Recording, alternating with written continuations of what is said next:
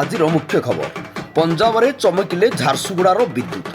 ଜାତୀୟ ତାଇକୋଣ୍ଡରେ ସ୍ୱର୍ଣ୍ଣ ଜିତି ରାଜ୍ୟ ପାଇଁ ଆଣିଛନ୍ତି ଗୌରବ। ଝାରସୁଗୁଡ଼ାର 28 ମଇ ଝାରସୁଗୁଡ଼ା ଜିଲ୍ଲାର ଯୁବ ତାଇକୋଣ୍ଡ ଖେଳାଳି ବିଦ୍ୟୁତ୍ ବେହେରା ଜାତୀୟ ସ୍ତରରେ ସ୍ୱର୍ଣ୍ଣ ପଦକ ଜିତି ଜିଲ୍ଲା ସହ ସମଗ୍ର ଓଡ଼ିଶା ପାଇଁ ଗୌରବ ଆଣିଛନ୍ତି। ପୁରୀ ଜିଲ୍ଲା କଂଗ୍ରେସର ସାଂଗଠନିକ ସମୀକ୍ଷା ବୈଠକ ଅନୁଷ୍ଠିତ। ବୁଥ୍ ସ୍ତରରେ ସରକାରୀ ବିଫଳତା ପହଞ୍ଚିବାକୁ ନିର୍ଦ୍ଦେଶ ଦେଲେ ପ୍ରଦେଶ ସହ ପ୍ରଭାରୀ ମୟୂର ଏସ୍ ଜୟ କୁମାର।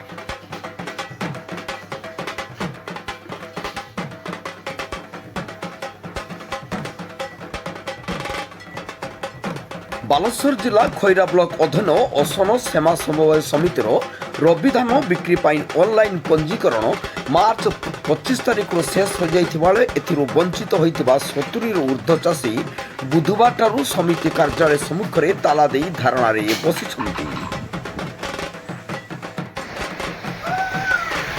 ବାଲେଶ୍ୱର ଜିଲ୍ଲାର ଲକ୍ଷ୍ମଣଠାରୁ ହଳଦୀପଦା ପର୍ଯ୍ୟନ୍ତ NH 16ର ଉଭୟ ପାର୍ଶ୍ୱରେ ଥିବା ନଇଁଯୋଡ଼ି ପୋତି ଅବହେଳିତ ଅବସ୍ଥାରେ ରହିଛି। ବର୍ଷ ବର୍ଷ ଧରି ହୋଇନାହିଁ ପୁନରୁଦ୍ଧାର। ପୋତି ହୋଇଯାଇଛି ନଇଁଯୋଡ଼ି, ଯାହାଫଳରେ ଚାଷୀ ହେଉଛନ୍ତି ହଇରାଣ ହରକତ। ଭେଟିଛନ୍ତି ବିଧାୟିକା ସୁବାସିନୀ ଜେନାଙ୍କୁ।